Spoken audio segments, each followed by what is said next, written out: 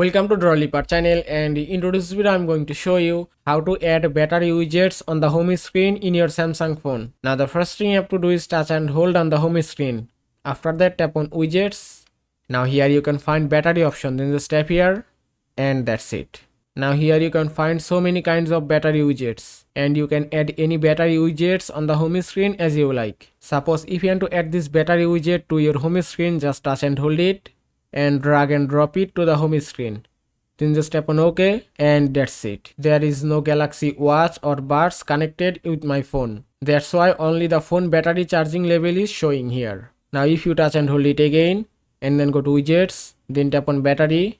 If you want to add this small battery widget, just touch and hold it and then drag and drop it to the here and it's done. You can see battery widget has been added successfully on the home screen. Now if you touch and hold it, then tap on settings option. From here you can customize your widgets. You can enable or disable your background, and from here you can change your background shape. You can also enable or disable dark mode from here. I suggest you to set match phone settings. And from here you can increase or decrease your transparency. Then just tap on save and it's done. And that is how you can add battery widget on home screen in your Samsung phone. I hope this video was helpful. If it was, please give it a thumbs up and don't forget to subscribe.